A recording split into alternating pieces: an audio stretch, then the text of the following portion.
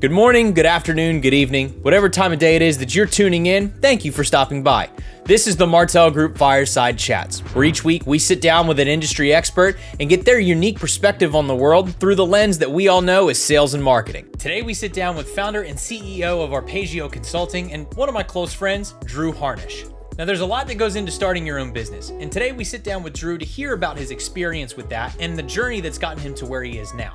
Have a listen. Somebody told me once, you can ask a dumb question and people might think you're dumb for like 5 minutes, but if you don't ask the dumb question, then you might be dumb forever. I was like, okay, that stuck. I like that.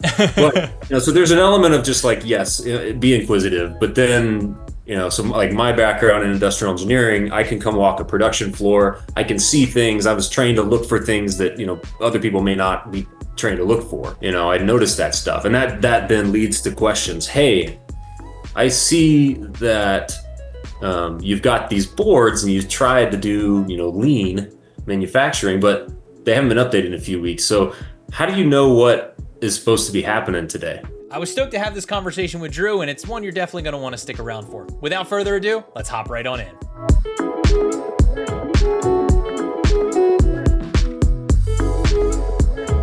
Hey everyone, welcome back to the Martal Group Fireside Chats. We're so happy that you joined us once again. Whatever platform you are listening on, whether it's YouTube, Spotify, anything like that, we're glad that you're here. Today we have an exciting guest. I know I usually say that, but this one is exciting in a personal way for me. I have a personal connection to this guest. I've known him for the better part of probably, like 10, 11 years, something like that. But honestly, probably longer than that. Known him for quite some time. The guest and I went to college together for a short period of time. We have the same kind of like musical background and everything like that. We can have some time to like nerd out a little bit in just a bit. But without further ado, I want to introduce Mr. Drew Harnish to the podcast. Drew, it's good to have you, brother. Hey, thanks, Chris. This is awesome. Good to reconnect, and thanks for reaching out on this one. Excited to do a podcast here. Yeah. So the little background, I'll let you kind of touch on your like technical background, but I like to cover the background on our connection here, because I think this is really, really interesting and kind of helps kind of set up your journey from what you've gone through over the past number of years, from working on like the more corporate side and then going into the more, business ownership side. But we'll get into all of those details in a minute. But like I said, Drew, you and I have known each other since college, right? You and I both went to college together. Correct me if I'm wrong. You studied mechanical engineering, right? Industrial engineering. Engineering. Excuse me. I was like, there's so many engineering majors that are at OU. I always forget and get them all confused. But you studied industrial engineering. I remember, you were in your fifth year, your master's year, when I was a freshman. And I remember like following along with your projects and stuff like that, especially, after, I got into the fraternity that we were both in and all that other sort of stuff. And it was cool to follow and just kind of see your analytical mind as you moved through your projects and how you conducted yourself and all of that jazz. And then, also getting to share stories outside of that. I can't recall the number of times I heard Ocho de Mayo and all that sort of stuff. But that's a story for an entirely different time. Yeah, we'll do another podcast on that one. I love it. Now, I want to tee you up a little bit, Drew, and kind of, if you don't mind, just outline your background post-college, if you will. Kind of give an idea of who it is that we're chatting with, who it is we get a chance to listen to today. Sure, yeah. Thanks, Chris. So industrial engineering, there's a whole podcast on what that is too, but I do a lot of manufacturing and supply chain operations consulting type work, and I have for the better part of 15 years, most of that for larger firms in a variety of areas, and then about a third of that working with a large aircraft manufacturer, doing that kind of inside the business, if you will. But post-college, post-grad school, I jumped immediately into consulting somewhat by accident. It was the middle of a recession. I was planning to go do different things. And long story short, had the opportunity to move across the country, moved up to Washington, D.C., and did the kind of Beltway bandit consulting, if you will, around the D.C. area. And really did not non-traditional industrial engineering type work. It was very early stage, very like program development, program finance type work almost for the Department of Defense. And so I got to see things that before, when the government funds things, before they became projects that get funded and turn into things that fly or drive or whatever they do later, there's all this upfront planning and thinking that goes Right. on. And so I did that, kind of work for about 2 years, but I really missed products and being around things that get manufactured. And so, moved down back to Fort Worth, Texas, where I live now. I've been back here for, gosh, over a decade now. And I went to work for an aerospace manufacturer, and I did the roll up your sleeves kind of industrial engineering work on the shop floor.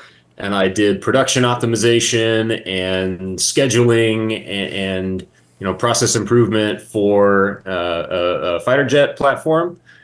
And then I moved around that company for several years doing a variety of operations consulting inside the business on a couple of legacy programs in aerospace and, in the areas of human resources and process improvement there, and really got to see a lot of the business, learn some operational strategy, learn some organizational change management. And I kind of started to really like that. A lot of times when doing a project, trying to change. I learned the technical side of change, how to optimize processes. That was like my first love in college. And a lot of the reason changes fail is because people get involved and they don't like what's happening, and there's a whole psychology there. And so realizing, okay, I'm going to add that to my toolkit. And so I did that. I had that, and I left that company. I went to work for a pure consulting company again after that, and I did that psychology, people side of change work for about a year and a half. And this was in the middle of COVID. 4 months after I started there, that hit, and it changed the plan a little bit of what we all thought we were going to go do. So yeah, trying to do people change and bringing people along for that kind of stuff virtually is a very different game.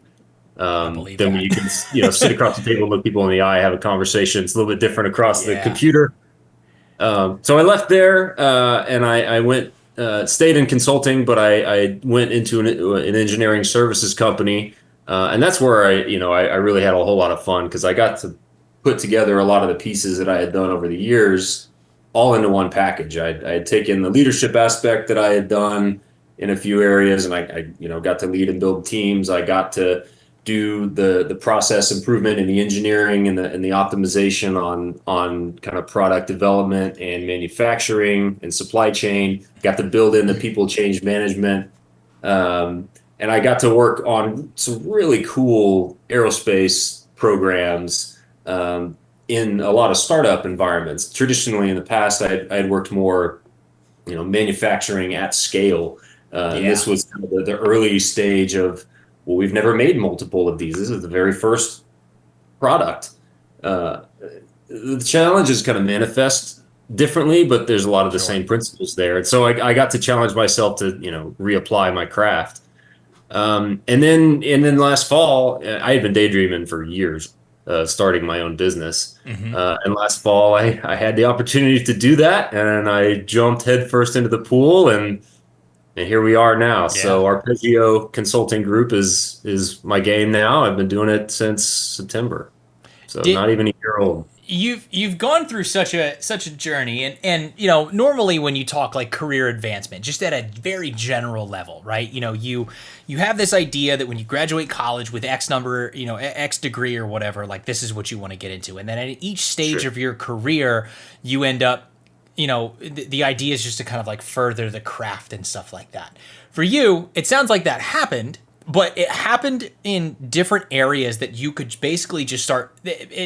It's basically a combination of everything that led you to Arpeggio, right? That's what it sounds like to me. And when we've had this conversation in the past, right, it's like I started doing consulting here, and then I moved to this portion, and then I moved to this portion, and then like you mentioned the HR stuff, like these are all just pieces and combinations of everything that you've learned that you can now, it kind of puts you in the position to jump head first into doing your own thing. Is that accurate? Absolutely. It's easy to say there's like this grand plan of how I got Right. here, very methodical with, I wanted to learn this skill and then build this and be able to add this capability. And no, I mean, like there were some pieces of intentionality along the way. I mentioned the org change management piece, and realizing, hey, that's kind of a gap in my knowledge, but now a complementary skill set, Yeah. but so that was an intentional thing that I picked up along the way. But no, I mean, I was talking on a panel last week to some students, and a similar question came up. And I was like, I think part of it is knowing the kinds of problems that I like to solve are not one dimensional. They're complicated. Um, there's a common thread of optimization in there, and people and complexity, and those are not domain specific problems. They span the whole enterprise of a company. Yeah. And so I always kind of knew that was kind of the area I like to play in. But how I navigated my whole career from start to now is there's some elements of planning, some elements of reacting, accidental switching of roles that I didn't expect. Yeah. And then like, okay, well, how do I make lemonade out of this, and what makes sense? And I mean, now in the rearview mirror, I can kind of tell the story of how I got here, but there was a lot along the way of kind of creating, how do I navigate what's next? Some of it was intentional, some of it was not. Yeah. I think that's okay. How long would you say, you mentioned having a kind of like this daydream for a number of years now. I'm guessing that was kind of like an idea that you had where you're just like, I'm going to manifest this until it's the right time? Or was this kind of like always the goal in the back of your head where you're like, hey, I think I can do this. I just need to get X number of skills and tools under my tool belt? I'd say kind of two answers there. That one on, always the goal. I think, my first career, my first job, first role, and when I was in DC, when I was moving home and leaving, I was having a conversation with a mentor of mine, and we were leaving our companies about the same time, and he went to go start his own firm, and I was like, that sounds really cool. Never thought about that. Yeah. So that was probably like when the seed got planted. Sure. I was like, that sounds neat. That sounds scary. Maybe later. And then, fast forward, now it's, 2016. I'm flying around the country, taking a lot of trips to go work on some internal consulting projects. So I had a lot of, I call it windshield time, or, airplane time, to stare out and think. A lot of people work. I don't. I try not to work on planes. That's my catch up time. I can't Do either. list of my planning, my music. Like that's my me time. Yeah. And so I'm staring out the window, and I'm a new dad, and I'm thinking about what I want out of life, and I'm really loving what I'm doing right now. Like this is 2016, really liking the project I'm on, and there's a lot of just fundamental industrial engineering and operations management kind of work, and like teaching and coaching people how to do things that are, for me, fairly fundamental because that's what I went to school for. But, Right. For them, it was, either skills they didn't have, never had, or skills that they had forgotten because they had, the program didn't need some of that efficiency at the time. And now it did. And so, we were kind of reconstituting this, domain expertise there. And I was like, man, this is really cool. Like I could see myself creating a business around this. And that's where I started thinking. And then over the years, over the last 7, 8 years since then, I've just had notes in my phone of ideas and, what am I going to call this thing? Lots of branding and lots of, and then last fall when I had the opportunity to start, I was like, I had kind of this nucleus of thought over the last several years that I was just like, okay, well, we're just going to start with that. And then we're going to build on it, and we're going to add some marketing around it, and we're going to start talking to customers about it, and then adjust along the way. And that, I think, having that thought that was really just like along the way ideas, was enough of a plan to start. So I didn't feel like it was scary to start from scratch. I didn't feel like it was starting from scratch, but I at least like been daydreaming.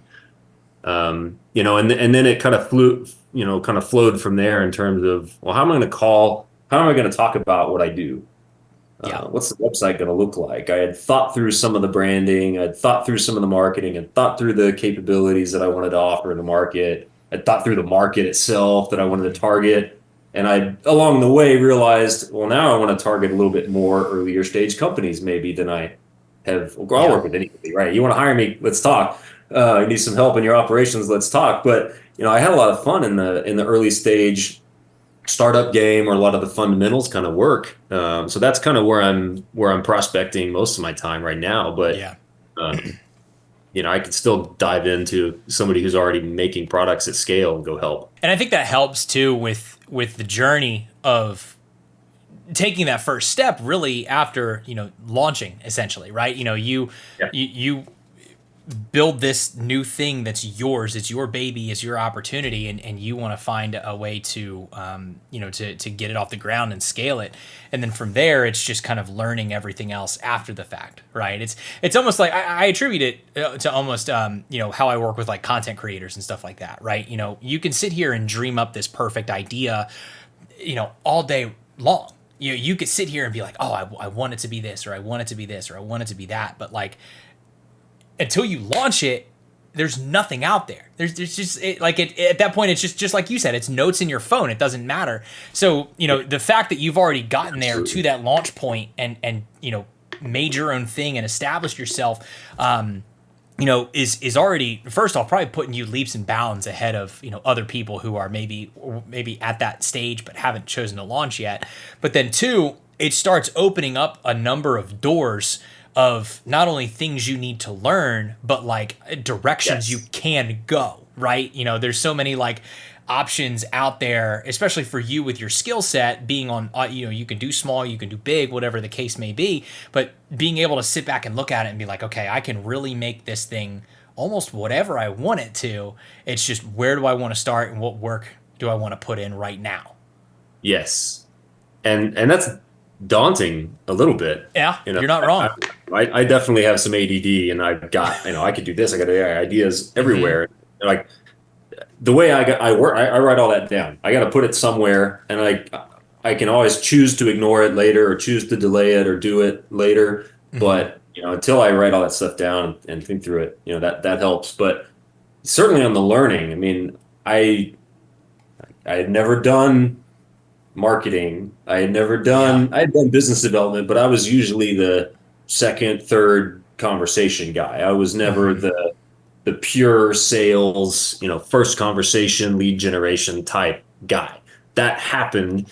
And then it got to a point where the solution space was near, and dear to my heart. And then they were like, let's call Drew and we'll bring him into the conversation. Yeah. And he'll wow the customer and he'll, get it to the next conversation. Right. And so trying to figure out like, oh, well, I guess I need to generate leads and like tell people that I'm a business and tell people that I have these services. How do I do that? Mm-hmm. Right? So I called you and we talked about that. Yeah, I remember that conversation. But then I'm like, okay, well then how do I organize this? I guess I need a CRM, what free CRMs, how do I get started, So that's how I spent my early days, how can I bootstrap this thing, get it off the ground, get enough presence to where, okay, there's a website, check. There's a LinkedIn profile, check. The website has content, right? I have an email address. There's ways that people can contact me, and then I can catch that information for later. So now that all exists, and then I, so what, a week or two go by, and I'm like, great. Now what? Okay, where do I go from here? Yes, we need customers. So let's see, where do I want to? And then it started with, well, what market should I target and all this stuff. And people have asked me, oh, so what's your business strategy? I'm like, get number one. That's the strategy. Go from 0 to 1. I'm going to buy myself the ability to make a strategy later by closing the first deal. So now we're there. So I'm on contract with my first client this spring. Love that. Yeah. And thank you. So that's, that takes the edge off. That changes the stress, right? From like, how do I start the business to now, how do I keep the business, grow the business? And I've done consulting, so I know, kind of how that world works, where you've got to do some marketing and growth. You've got to do some delivery. You've got to do some capability building. Those are kind of the three big buckets that consultants spend their time on, Mm-hmm. so I've always had a team with me doing pieces of that. Now it's all me. Yeah. And, there's no balance yet. And Mm-hmm. I don't know when or if there ever will be on this, on those three elements. So, Yeah. initially it's all marketing and BD. And now, it's like got client number one. I do want to grow the business to be more than just me, but now's not probably the time for that. I want to, got to deliver first. Let's focus on that. So that's my main focus at the moment is client delivery. And then buy myself now the time to build a strategy and grow and think about those things that now will start to come, and I'll wrestle with those as they show up. Where do you find yourself just in terms of like all the skills that you're utilizing, right? Or even the skills that you're trying to learn. Like where are you finding yourself spending the most time as somebody who is starting their own venture as like a sole owner, sole founder, and it's only you. I want to point that out, to anyone who's listening. It's only you. It's not like Right you have now, a team of people or anything no, like that. It's just right now, me and you, call some yourself, and I, friends. right? Yeah, every once in a while, call some friends. Hey, what do you think about this? So Yeah. Let me bounce that's this been off cool of to you. have a little support system. Mm-hmm. How do I spend my time? Right now, it's client delivery. Okay. I got about half of my time on this project, and then the other half of my time is my time. Mm-hmm. And so that's pretty recent. This is we're a month in, so I'm kind of now architecting my time a little bit. Um, Prior to this, it was all hitting up my network and Yeah.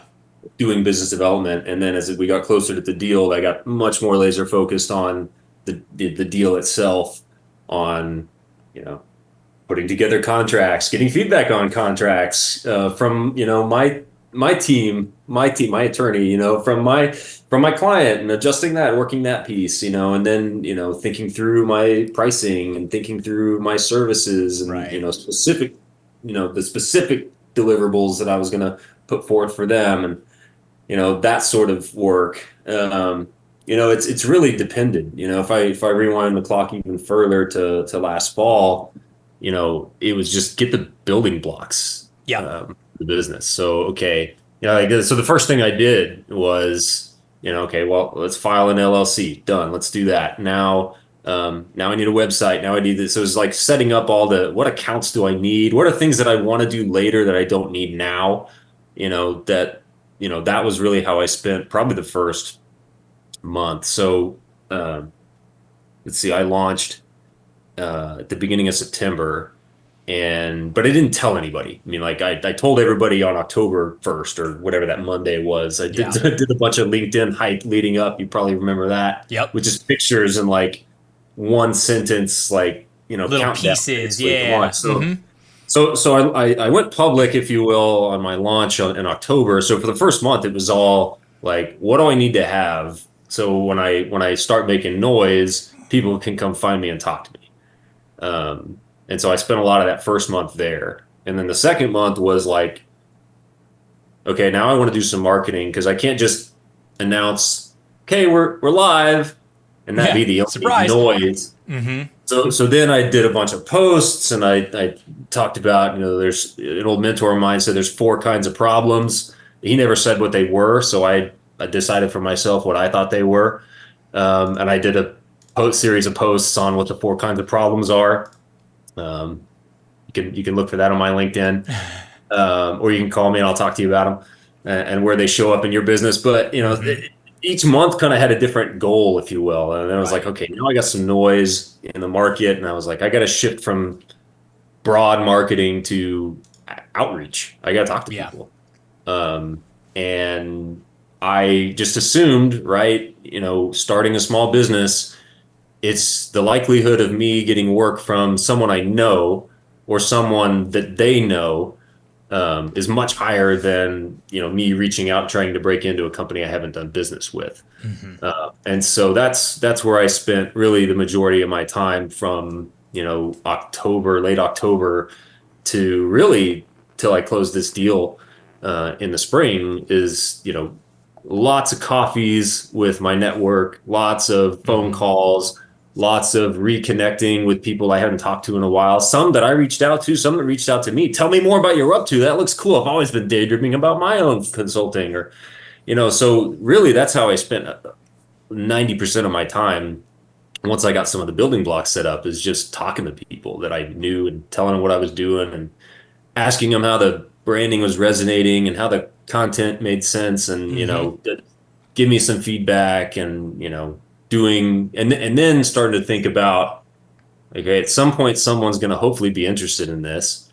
So how much am I going to charge them and how are we going to structure that? And like thinking through the point of view on that space so that when we got to that point, then I didn't have to say, well, let me get back to you. Yeah. I was like, you've already got it ready. It's this, and this is what we do, and this is what it would look like. And then that conversation was like, okay, it wasn't that simple, but it landed okay. Yeah. Here we go. Yeah. So yeah, that's kind of how it's been so far. What do you think has been like the single biggest skill you've had to pick up and learn? I know you mentioned like, being in BD, you've been more of like the second or third stage conversation. Is it learning to be that salesperson? Is it learning the marketing side? I mean, what's kind of been that biggest thing that you've had to undertake as a sole owner? I would say certainly that, coupled with the not so much the time management, because I've always been pretty good at that, but like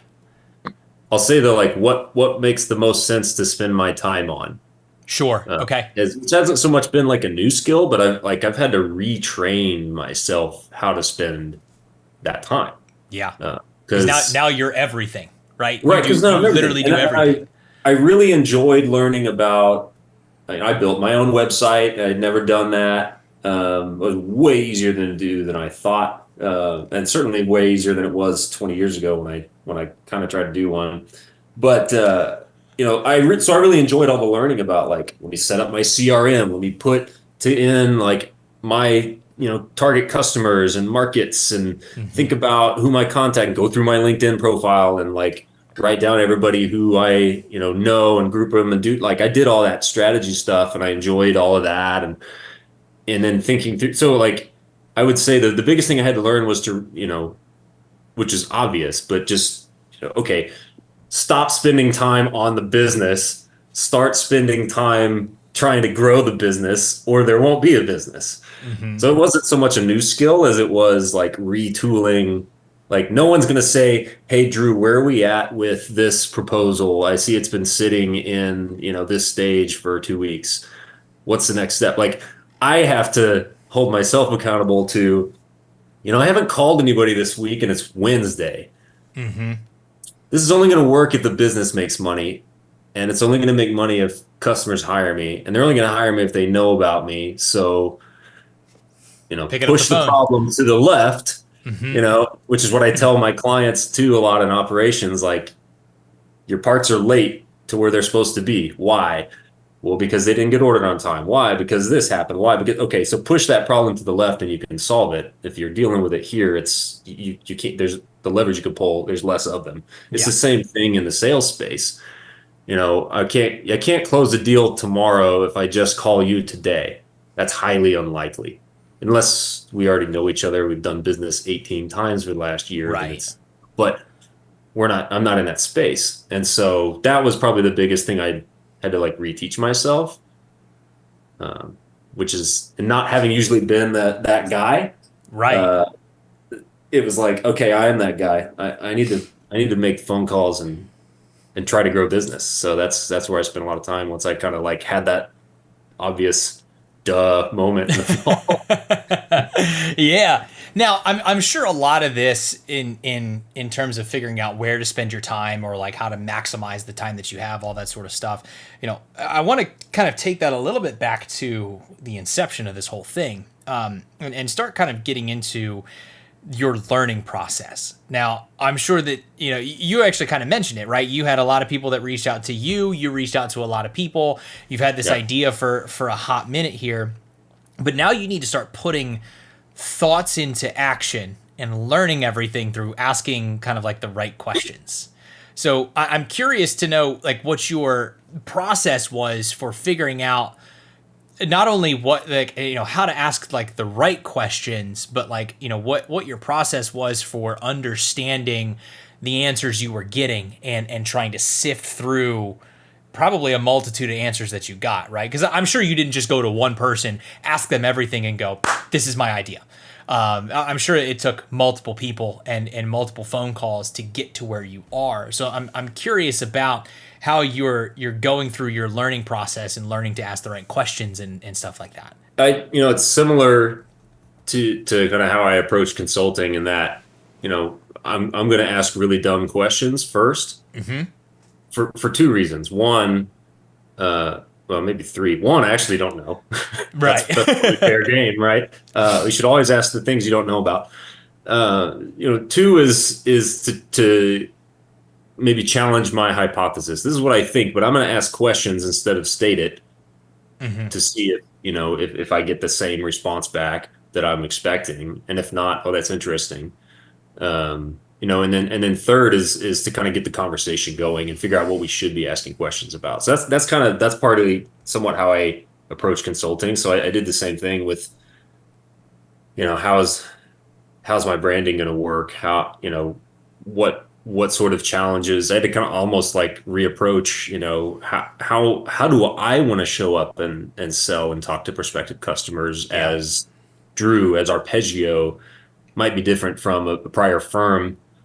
One of the bigger things right now that I'm more sensitive to at the moment, because it's just me, is capacity. And if I sell 3 projects, I can't deliver all of that right now. Yeah. As opposed to having teams behind me that could follow me, or we could put that together with a group. Right now it's like, okay, let me get number 1 and then we'll get back to you. And at some point I'll solve that equation. So it was kind of like relearning some questions to ask like that. Okay, when would it make sense to do something like this? What are your operational challenges? How do you see them coming up over the next year? It's just some of those similar kind of questions, maybe more specific than that. And that's a pretty vague general question, but I tailor it to what their environment is. If it's an aerospace manufacturer, I'm talking about that world. If it's a distributor, I'm talking about that world. I think that makes sense. In kind of the point that I want to make there is that you, as you go through this, right, you kind of ask, that you want to ask the dumb questions, but those Yes. those types of questions are what gets you to the actual discovery questions of things that you want to learn, right? And you could test your hypothesis and whatnot and kind of understand, okay, I think this is how it works. But just like you said, I want to ask the question instead of stating something, because then, if it matches your hypothesis, awesome. You've already got that in your head. If it doesn't, then that opens up a whole new world to kind of say, okay, I didn't understand this before. Here's what the actual answer is, at least from this individual or this person or this collection of people. Now I need to understand why this is why it is. And it's you've got so many different things that you've probably had to ask questions on, particularly on the sales side, that it's kind of helped open your mind a little bit into understanding the best ways to ask those types of questions. Right. And it's usually not, these operational problems are not usually not one dimensional. And Right. certainly the kind of problems that you might entertain, like calling a third party, consultant or someone who doesn't like live in your organization every day, generally, people are pretty good problem solvers. I mean, they may not know all the details, but usually people people are really good problem identifiers. Not everybody's a good problem solver, but usually you got a pretty good handle. If you run a process every day, you see the issues with it and you see some causes of those issues and have probably tried to solve them. Most people just kind of do that. But Yeah. the complicated stuff that you're like, I don't know why this keeps happening. We tried to solve this 3 different ways and it hasn't stuck. That's usually the kind of stuff where people tend to look outside their organization. And so, my job as a consultant is to help figure out what you haven't already figured out and steer the conversation there. And, usually you don't know that until you go see the process, you go walk the shop floor, you go, investigate, interrogate that. So, and you don't usually get to that point until you get past the conversation, which is, how can I help you?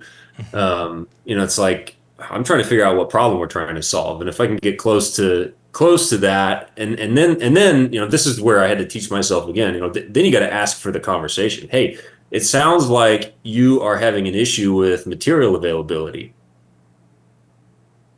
Let me read the nonverbals. Yes, great. Okay. Yeah. Have you tried X, Y, Z? And then it's like, well, what are you? Let me dig a layer deeper into what do you think might be causing that, and see if, where are you hunting? And if we can get close to the next conversation, then it's like, well, how about I come walk your factory floor with you and we like unpack this? That's when the conversation starts to open up, because there's an element of, I think you and I were talking about this the other day. There's an element of, just nature versus nurture. Like, are you inquisitive? Can you ask questions? Are you the kind of person that's going to be confident to ask dumb questions? Right. Sure. Yeah, mostly. But somebody told me once, you can ask a dumb question and people might think you're dumb for like 5 minutes. But if you don't ask the dumb question, then you might be dumb forever. I was like, okay, that stuck. I like that. But, so there's an element of just like, yes, be inquisitive, but then, so like my background in industrial engineering, I can come walk a production floor. I can see things. I was trained to look for things that, other people may not be trained to look for. I see the material that's stacking up and waiting and costing money. I see the people that are sitting around waiting for material. I see the opposite. I see the boards with the metrics that have not been updated in 3 weeks. And so we have no indicator of performance and what good is and where we are and where we're supposed to be. Or the absence of those things. I noticed that stuff. And that then leads to questions. Hey, I see that you've got these boards and you've tried to do, lean manufacturing, but they haven't been updated in a few weeks. So how do you know what is supposed to be happening today? And I ask that question a lot, because this is a common one, and you get met with a blank stare, like, oh, I don't know. Well, no clue. Or it's like they got it up here in their head. Well, somebody knows. Well, if that person's not there, there's no plan for the day. Right. If there's no plan, you're probably not going to hit it. Your customer's probably not going to be, and that's probably why we're having this conversation. So, and that's fundamentals. That's those kinds of problems are I don't want to say easy to solve, but they're easy to start solving. Yeah. And then it's to better, more efficient management of your work. And so, yeah, I think learning to ask the right questions, but then being okay asking the dumb questions. I think there's a combo there that just comes with time. Through asking those questions, right, and kind of figuring out what questions to ask and all that other sort of stuff, it sounds like that's helped to benefit the idea of basically what you're selling. Like, you're selling your consulting services. And now selling a product and being able to say, okay, I have, this thing. I have this thing, coffee, for example. I have coffee and it will wake you up and it will get you energized. Like, that, selling a tangible product is one thing. Selling consulting services or selling the potential to get towards solutions, that's almost, in a way, it's putting a lot of trust in the person who's offering those solutions. And I'm sure that you've learned that. I'm sure a lot of people have told you no, or not right now, or whatever. Oh, yeah. But like, how are you approaching that to try and overcome objections? With basically what you're putting out there into the market. Yeah, I mean, there's a lot to unpack in that question, by itself. And I'd say, some of this is me, but some of this is me as a, consultant with, teams I've had in the past and worked with. And so I think there's a lot of parallels there. It comes down to trust. Like, do I believe, if I'm a client, do I believe that you can help me with the problem that I'm having? And there's kind of a few ways that I'm going to pressure test that, because I've also been the client, hiring consultants to help. So I kind of have seen both sides of this work really well and really poorly from both sides. Right. So good learning, like, always be learning. Yeah. And so I think, number one is, I try to think through, if I have time to prep, like, what are really good questions that I can ask to understand and help diagnose what my customer is struggling with or needs help with. And, especially for those early stage calls, I have no idea where this conversation is going to go. So, my ability to dance with the content and figure out what should we be talking about, you know, that's consulting. That should be getting you to the point where you start to trust that, okay, this person knows, I know what I'm talking about enough to try to figure out where we should or shouldn't be trying to help. Mm-hmm. And frankly, if I can't do that, you shouldn't hire me, right? If I Right. can't help you figure Yeah. out what problem we should be talking, then okay, you're great. But if so, that then I think that is kind of a fractal thing, or it starts up here and then it works its way down. And you get closer to the work and the problems, and it's still that peeling back the onion, to overuse that phrase, Mm-hmm. of asking the right questions in the right place to get to the right solution. That builds trust. The second thing that builds trust is doing what you say you're going to do, which is, to me, table stakes, but you'd be surprised. Mm-hmm. And and not signing up for things that you can't do. I know that I am not a computer programmer. I am not going to sell coding work. Now, today I won't. But as I build a team and I bring in people to have those skill sets to cover that gap that I personally have, yeah, you better believe Arpeggio is going to enter that market. Mm-hmm. Right now, that's not me. Not so much. But that's the capability that we're going to build out. Yeah. So knowing like where's the boundary condition and not signing yourselves up for failure. That's a great way to get a black eye. It's kind of as part of it. I think some of this rests with clients too, of, if you don't know what you need help with, that's okay, right? Mm-hmm. Some of these big challenging problems are ambiguous, but you start.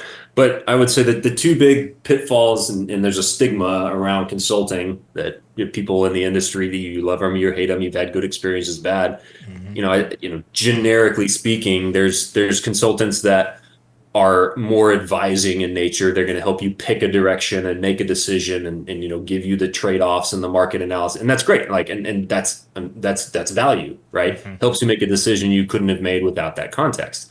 And then there are consultants that do delivery, and I'm going to help you execute a problem or a program, or I'm going to help you implement a solution and get value, business value, and capture that and get that return on investment, right? There's value there.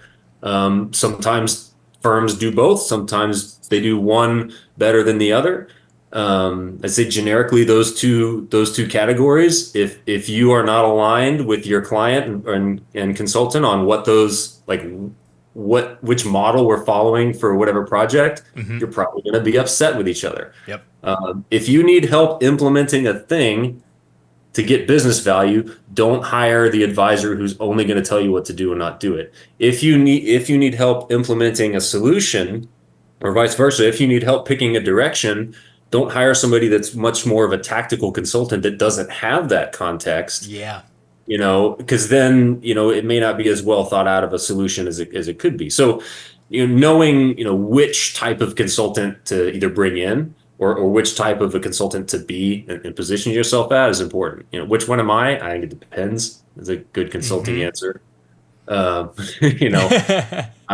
know my domain space is pretty heavy in kind of the core operations, value creation part of an organization. So, finance and market type strategies, are probably a bit of a reach. But taking those inputs and deciding, well, what does this mean to this part of my business, is a little bit more.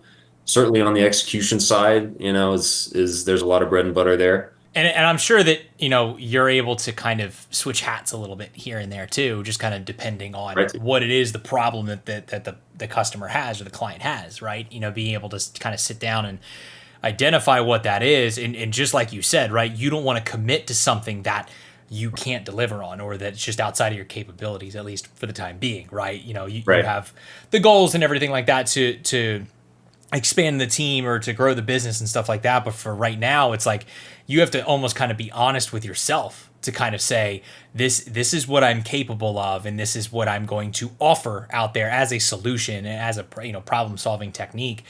If I'm outside of that, it's one of those, hey, let's come back to it at a different time, or hey, maybe you can even buy some goodwill and say, I can't do it, but I could recommend somebody who will. Right. So that's an element. There's some finesse to this one, right? Because I'm going to teach myself. I'm going to learn some things as Yeah. well along the way, and so I should be more marketable in the firm and all of that. So yeah, there's an element of my network. I can't, but you can. Let me refer this person or this firm. And then there's also an element of like, okay, I'm comfortable with, let's say, the rest of this statement of work is like the core strike zone for me. Mm-hmm. Like I can do that, and then there's a couple elements in here that are like, okay, I've done that, or I've seen that done, or I've worked with someone who's done it. I've like, it's like on the fringe of like, yeah, I could probably do that. I'm going to have to build some muscle, but I could probably do that. And I'm willing to invest, you know, my resources, my time to make sure that the client's happy with that. Sure. Yeah. So I think there's some calculated risks there, but if it's too far outside, it's knowing when, like, hey, that's not me right now. I'm curious, as somebody who's like not traditionally in sales, right? Now, let me actually back that up. Anyone who's in the sales industry as a trade, as like their primary trade, they're used to hearing the word no. They are used to, picking up the phone, making 100 phone calls, and 99 of them, more than likely, on average, are a no. For you, your background is way different than that. This is something you're having to pick up. And when you were brought into those sales conversations, being in BD, these are people who have probably already said yes, or at least they're getting you to the point where they will say yes. So I'm sure, now I'm guessing, please tell me if I'm wrong, but you hearing no is probably a little bit of a different effect than somebody who's traditionally in sales. Because like for me, I was used to hearing it. I was trained to kind of hear it.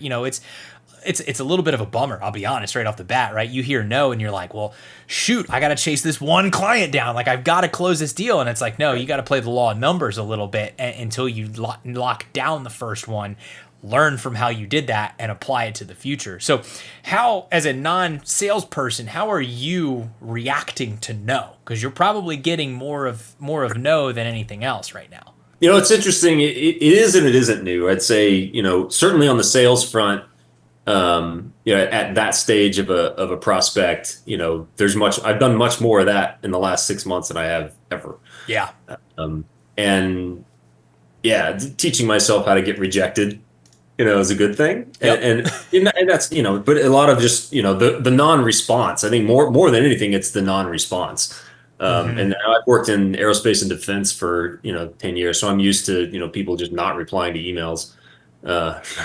Still don't think that's right. But hey, that I was somewhat conditioned to that. But, on the being an engineer and being in design reviews or process improvement type meetings, we're trying to, there's always, in that world where I've not played like the sales hat, but played like, the process improver hat. There's always people arguing about the solution. This won't work because we tried this 2 years ago and this technology system couldn't accept the inputs. It wasn't the right format, whatever the reason why. So like hearing no, like I was conditioned also to hear no from like, why will this change not be acceptable to the organization for whatever reason? And so in those situations, I've always looked at it as an opportunity to like, okay, first, take a deep breath, seek to understand. Okay. Yep. Yes. I say that with some sarcasm, but it's right. Yeah. Help me understand why your experiences are telling you that this is not right. And then let's make sure we're on the same page with that why. And then we can interrogate whether we agree with each other or not. And you'll either have convinced me or I'll have convinced you that it makes sense to keep talking about the no and maybe try to turn it to a yes. Or we might say, no, this no does make no sense. Let's move on to a different thing.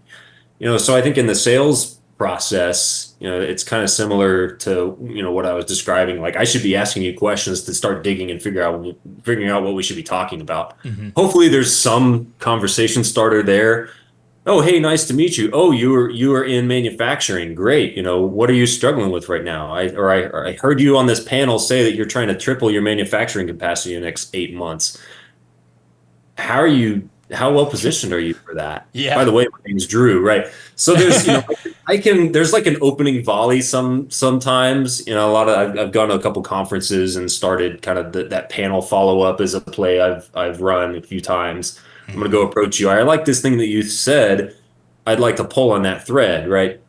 And sometimes, I've gotten everything from the like, hey, no thanks, or I got to catch a flight, whatever, to the, oh, cool, like here, swap business cards and like, yeah, I'd love Let's you to chat. come see the factory, right? And it's just, to me, it's like, which you're not struggling with tripling your production, but you are struggling with the cost of that. Great. Okay. Let's switch gears to that conversation because we can still have a conversation. I can still help you, but like, okay, are you struggling with scale? Are you struggling with efficiency? You're struggling with people and training and resources and technology adoption, right? It's which, if it's no, it's like, okay, well, not that. What else? And it could be, now we found something else, let's go there. Or it could be not you, could be not right now, it could be lots of reasons. So I think, consulting, the job is to figure out where it makes sense, what it makes sense to talk about and when. Yeah. Yeah. I like that. And then going all in and adding value, doing what you say you're going to do so they want more. Yeah. And that's, I'm sure that's a huge proponent of it too, is you, you being able to add those extra little value things on there, right? Being able to say, because from a consultant's point of view, right, the whole idea is to say, okay, here's how we're going to identify this problem, but here's how we can scale it, or here's how we can move it in a positive direction so that you can get to that place that they want to be ultimately, or at least move you to the next step to kind of say, okay, here's what our next objectives are. Now, I know we're kind of coming up on time here, and I could sit here, not just because you and I are friends, but I could sit here and genuinely talk about this stuff all day because I find it interesting, right? And you don't get to talk to too many people, or at least I haven't gotten to talk to too many people as a part of this who are in the true startup, like, it's just me, myself, and I. This is what I'm starting. This is my background, the whole 9 yards. And I find this interesting, and there's a lot of value in this that I'm sure a lot of people can find, right? And just kind of getting Hope so. Kind of a first-hand look, right? Yeah, getting a first-hand look at if like. not, then it doesn't make sense to talk about it, right? Yeah, exactly. But like, there's so many different like startups that we encounter. At Martal is getting to chat with so many people who are in either the startup phase or they're in the they're like post-startup but still very young, very small, trying to get their name out there, all that sort of stuff. And so I always find those conversations interesting because there's themes to each of them that are all kind of related, but then there's also all these individual aspects that make each story unique, and that's always exciting. With that said, I want to just take it kind of like, let's call it like one of the final questions here, and I want to ask you about the first client. Now, you mentioned that you have your first client under your belt. You've got that contract signed. You've already, I think you said you're like a month into that work now. What was the process like for getting to that first client? You've already gone 0 to 1. So walk me through what that's been and kind of what you've learned from it. Started with, in all things sales, nothing takes as long as you think it will. Business, maybe. If that's not the truth. Maybe I should genericize that to all things business. Yeah. But so we started talking in the fall, and again, like I talked about earlier, it's the cold calls are not where I'm going to start. I'm going to focus on my network. I'm going to make noise, tell everybody. And so, this first client, we started talking. It was kind of wouldn't it be cool? What are you up to now? What are you up to now? He and I are both in different companies from when we had worked together in the past. So it was kind of catching up and reconnecting in the fall. I should have tracked this metric, but one of, let's just say, hundreds of conversations I had like this, all with people all over the country that are, former clients, former, friends, whatever, coworkers. And so this was one of those conversations. And it was like, hey, that'd be cool. One day, maybe wouldn't it be nice to work with each other one day? Great. Yeah. You too, high five, virtual high five, and that was it, great, check that, and then I went and, made tacos or something for lunch. And who am I going to call this afternoon? and like great conversation, right? But it's like I didn't. Who knows which one of these is going to maybe turn into something? And Mm-hmm. so fast forward. So this was I don't know maybe November, December or something. Mm-hmm. It was late fall. And we didn't really talk again until probably late January. Oh, okay. Reached out and said, hey, I was thinking about the conversation we had. I want to check in, and we've got maybe an opportunity. And then I'm like, oh, okay. Yeah. What would that look like? And I probably went through, we probably went through, me and the client, 4 or 5 iterations of the statement of work and, what made sense, because I want to be responsive. You want this help? Boom, absolutely. Here's a proposal, same day, right? Yes. Nope, Mm-hmm. not what you want. Okay. Ready I to thought we go. wanted that. That's what I thought we talked about. Okay, cool. Let me iterate that. Let's meet again. Let's talk again. And their business was moving pretty rapidly. So the needs that he was thinking about were evolving. Mm-hmm. So it's like, Sure. okay, well, my job is I'm just going to consult. My job is I don't say I hate selling, right? I'm just going to start consulting. I'm going to start helping. I'm going to start asking you questions on, well, what are you trying to solve? And like, Mm-hmm. figure that, have you thought about this? And like, let's refine.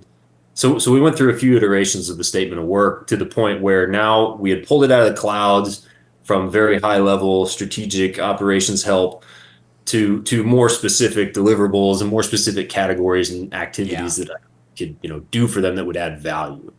And after a handful of back and forth conversations on like what that even was, then it was like, okay, now I can price this. Now I can quote it. How long is this going to take? Now I can think through like how I would attack this with you and what that would look like. Mm-hmm. And we can have a meaningful conversation of does it make sense to bring me on or not? And then that conversation went fairly, smoothly because we had gotten through all the, what is it? What are we going to do together? Done that Work. groundwork. And then it was like, yeah, that estimate and quoting and all that makes sense because and I agree this is the right stuff to go do. And that Mm-hmm. sounds about right. And then it was like, okay, well, we should probably put some contracts in place and sign documents and do all of that. Yep. And then that's another one of those opportunities where, hey, if you need some consulting in your like order, that's sort of your process, right? Yeah. That's everybody I think on both sides usually wants that process to go faster. Mm-hmm. So maybe that's a consulting market, but then it was more tactical in terms of due diligence and contracts and stuff. So now we have that, and now we're off to the races. And now the next one will be easier with this client because we've done all that. There you go. Yeah, you've already gone through it once, so now you know how to kind of go through it again, right? Yeah. And kind of build on that rapport and stuff like that. Yeah. So Now that's it's on awesome. me to do what I said that I would do for them and Mm-hmm. make sure they like it, so they want more. So Yeah. that's the plan now. Yeah. That's the best way I can keep selling to them is just add value at I this love point. it. I love it.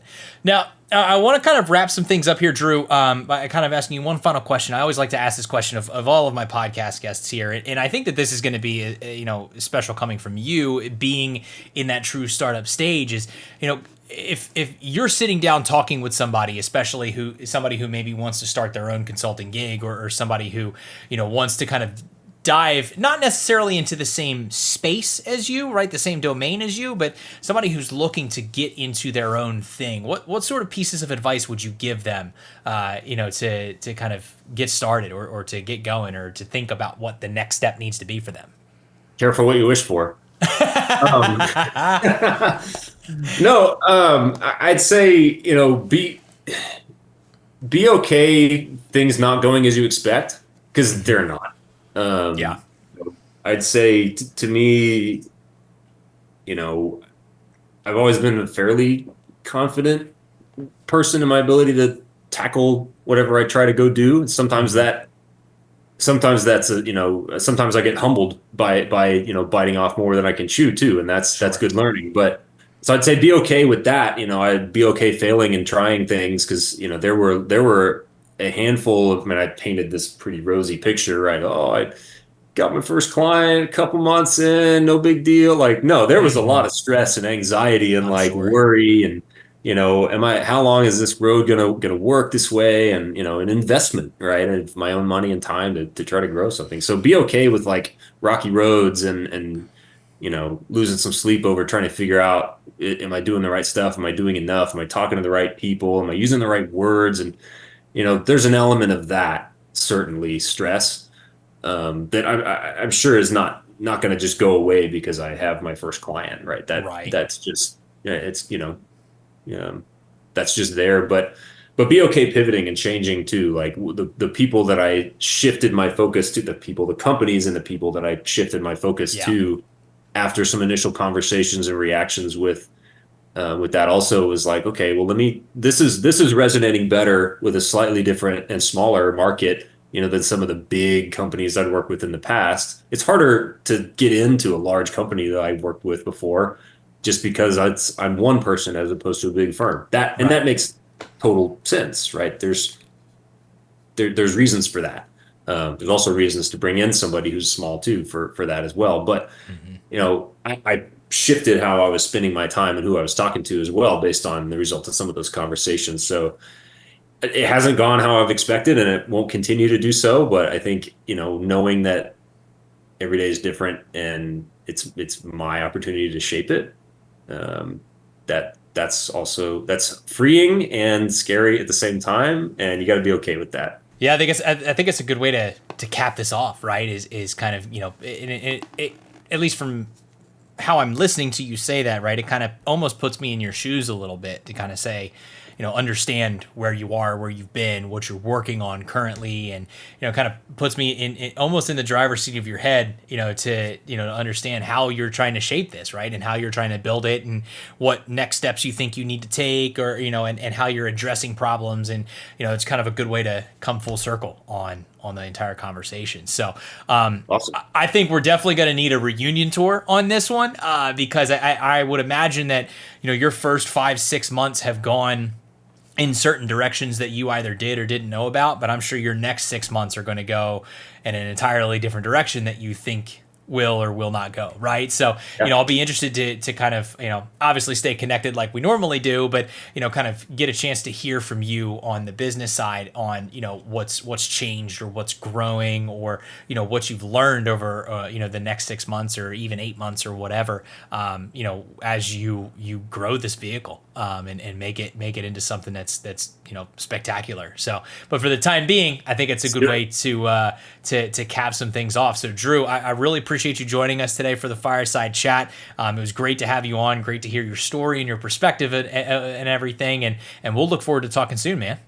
Awesome. Yeah. Thanks, Chris. Appreciate the opportunity. This was fun. Shout out once again to Drew for spending some time with us for this Fireside Chat. Drew has such a wealth of knowledge when it comes to processes and procedures, and applying that to starting his own business was a really fun chat to hear about. I hope you enjoyed the conversation today. If you have a favorite part that you enjoyed, feel free to leave a comment down below and let us know your thoughts on this Fireside Chat with Drew. Be sure to like the video, consider hitting the subscribe button, and turn on those notifications so you can be alerted when future chats go live on our channel. Thanks for listening, and as always, happy hunting.